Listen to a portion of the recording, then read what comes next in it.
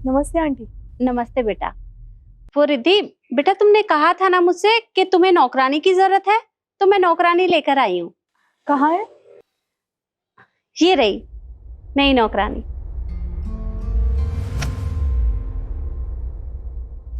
आप बाहर क्यों खड़ी हैं? आइए ना, ऊपर चलते हैं। हाँ, आजा अंदर।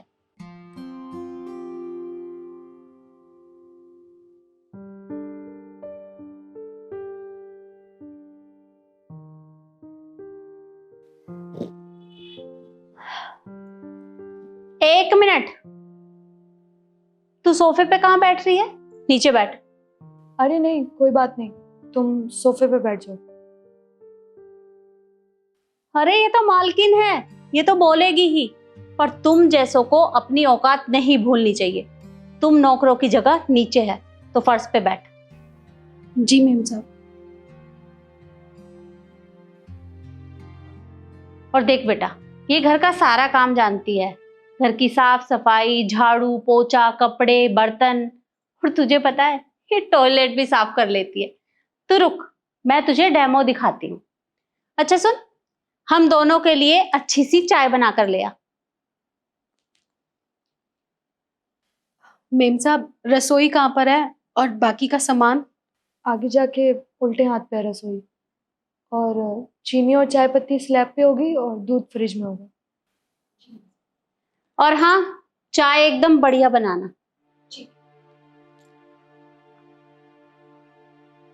देख बेटा, ये ना सारा काम बहुत सफाई से करती है, पर हाँ तू ना इसके ऊपर नजर रखना। मानती हूँ कि ये गरीब है, लेकिन ये लोग ना ऐसे ही होते हैं। अरे तुझे अपने जाल में फंसा लेगी और कब घर का सफाया कर देगी तुझे पता भी नहीं चलेगा। बस इस पे थोड़ा ध्यान रखना। वैसे आपको कहाँ मिली थी ये? अरे वो हमारे पड़ोस के गुप्ता जी है ना, ये उन्हीं के घर में काम करती है, तो उन्होंने ही मुझे बताया था। और गुप्ता जी बता रहे थे कि शादी के तुरंत बाद ये अपने सास ससुर को खा गई, इतनी मनहूस है। और उससे कुछ दिनों बाद ही इसने अपने पति को भी निगल लिया। पर बेटा बस काम सफाई से करती है, इसलिए मैं इसे यहाँ ले आई। और कहाँ रहती है ये? अरे वो हमारे घरों से निकलकर वो सामने झुग्गियां है ना, जहाँ गरीब लोग रहते हैं, ये बस वहीं पे रहती है। और अच्छी बात तो ये है कि इसके परिवार में कोई नहीं है, अकेली है।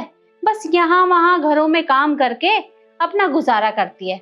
बस इसी से ये अपना पेट पाल रही है। बस तू इस पे ध्यान रखना।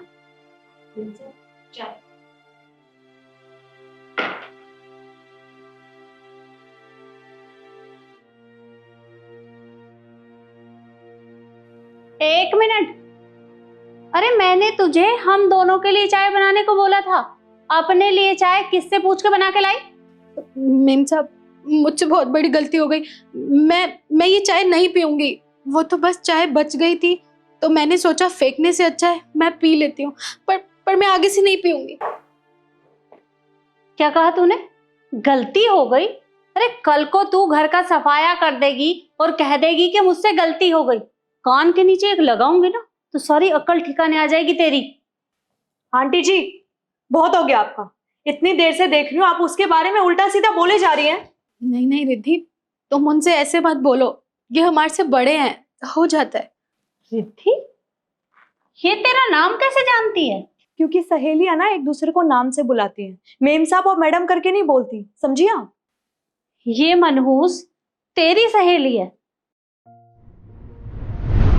बेटा ये सही है, शादी फिक्स हो गई और सबसे लेट तो मुझे ही बता रही है, जिसको तुझे सबसे पहले बताना चाहिए था। हाँ यार ऐसी कोई बात नहीं है। कोई अपनी बेस्ट फ्रेंड को भूलता है क्या? तू तो जानती है कि ऑफिस में मुझे कितना काम होता है। पूरा दिन कैसे निकल जाता है ना, पता भी नहीं चलता।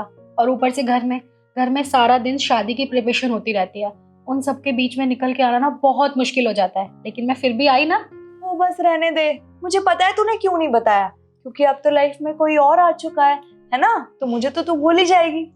ऐसी कोई बात नहीं है, कोई किसी की जगह नहीं ले सकता। तू मेरी बेस्ट फ्रेंड है, थी और रहेगी। पर देख, मैं तेरे लिए तेरी फेवरेट मिठाई लाई हूँ, गेस कर। काजू कतली? यस, ये ले।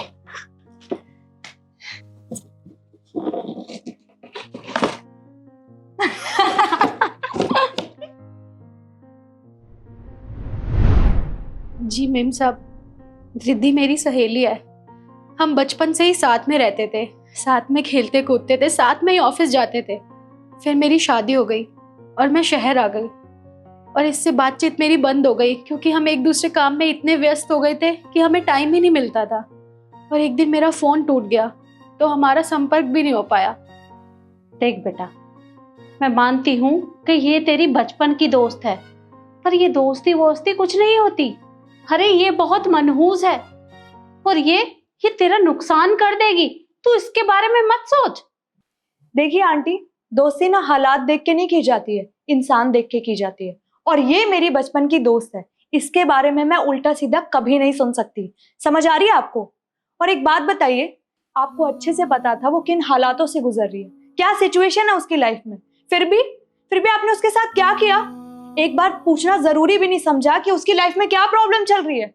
ऊपर से आपने अपने घर का काम करवाया, पर आप क्यों पूछेंगी? आप तो घर की मालकिन है ना, और वो नौकरानी।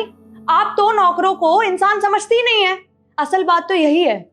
और आपको तो अपने घर का काम निकलवाना था, वो आपने निकलवा लिया। उसके बाद आप मेरे घर में इसको लाकर मेरे सामने इसकी बेइज्जती कर रही हैं। और हाँ, आप ना अपने लिए नई नौकरानी ढूंढ लेना, क्योंकि ये आज के बाद किसी के घर में काम नहीं करेगी। समझिए आप? अरे बेटा, मैं तेरे भले के बारे में सोच रही हूँ, इसे अपने साथ मत रख। देखिए आंटी जी, मुझे अपना भला ना बहुत अच्छे से पता है, और आपको मेरी टेंशन लेने की कोई जरूरत नहीं है। वो रहा दरवाजा, जाइए यहाँ से। ठीक है, मैं जा रही हूँ, और आज के बाद मुझे किसी भी काम के लिए बोलना मत।